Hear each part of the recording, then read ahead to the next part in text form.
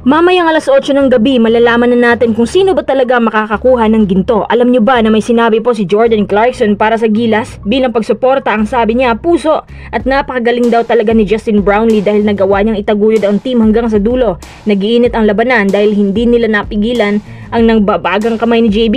Mga quiz, ang dami nagsasabi na tagilid raw tayo dahil ang makakaharap daw natin ay yung Jordan na pang World Cup na lineup habang tayo, team B lang daw. Sang-ayon ba kayo dito? Bago tayo magpatuloy, kung nais mong suportahan ang aking channel, just click subscribe and share. Bilang paghayag ng suporta sa ating bansa, nagkomento si JC ng puso sa kanyang Twitter account. Inaabangan din pala ni JC ang mga laban natin sa Asian Games at meron po siyang magandang sinabi kay Justin Brownlee. Sabi niya, napakagaling niya na scorer at explosive pa. Sa palagay niya, hindi basta-basta matatalo ang Gilas dahil sa kanya. Kung sa bagay, ang laki ng punto na yan. Maraming salamat talaga kay Justin Brownlee dahil sa laban natin nung isang araw. Sumuko na nga si CTC noon pero dahil kay JB, nabuhayan ang dugo niya at nakapukol pa ng dalawang sunod-sunod na 3-point shots kaya nakaalamang pa tayo ng isa. Ibang klase si JB, mga quiz. Talagang dugong Pinoy yung fighting spirit niya. Pinagkakatiwala ni CTC ng buong buo ang lahat ng laban dito sa Asian Games. Ang nais din sanang mangyari ni JC, makatandem niya si JB sa mga susunod na international tournaments. Sana payagan tayo na maisasabay ng Gilas si JC at JB. Pareho kasi silang may malaking ambag at hindi pabaya. Pareho silang dominant both ends of the floor. Kapag pala rin napayagan tayo, tiyak na mahihirapan sa atin kahit ang Italy at Dom. Sa mga nagtatanong pala kung bakit wala si JC sa Asian Games na to, malapit na ang NBA preseason at kailangan na niyang bumalik agad para makapag-ensayo sa Utah Jazz. Good luck na lang daw sa Gilas at sana raw matalo natin ang bansang Jordan. Lagi daw siya mag-aabang at patuloy na susuporta. Samantala, balikan natin yung sinabi ni CTC na kapag makaharap natin ulit ang Jordan, mananalo raw ang Gilas. Gigil na gigil si CTC ngayon at meron siyang gustong patunayan sa lahat. Maagang nag-iensayo ngayong araw ang Gilas dahil meron daw silang bagong adjustments na susubukan ngayon, partikular na sa pagpapahinto ng momentum na dala ni RHJ. Once kasi na masimula ni RHJ ang kanyang banat, nako, mahirap ngang pigilan.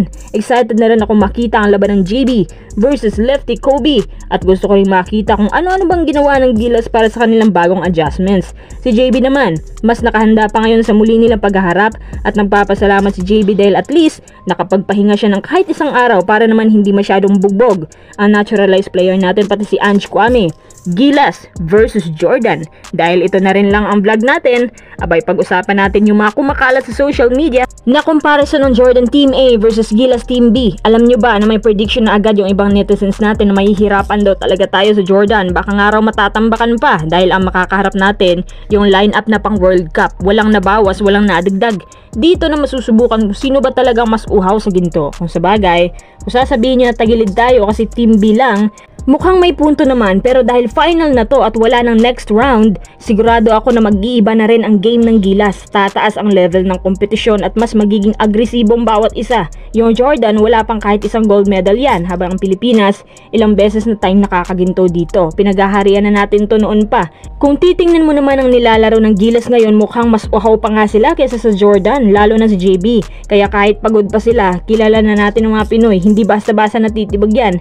Eto pa, alam nyo ba na halos lahat ng mga nakabangga natin na bansa recently, kumampi lahat sa Jordan, lalo na yung Iran at China. Sila yung mga mainit talagang dugo sa atin. Parang tayo laban sa lahat. Parang hindi naman makamove ng mga bansang yan. Gusto pa ata nila makabawi sa pamamagitan ng Jordan. Si JB at RHJ ay matalik na magkaibigan, pero tingnan natin mamaya kung anong magiging resulta ng lahat ng to. Mapipigilan kaya ng Gilas ang dominance ni RHJ? Or kayang-kaya pa rin wasakin ni RHJ ang depensa natin sa loob at labas?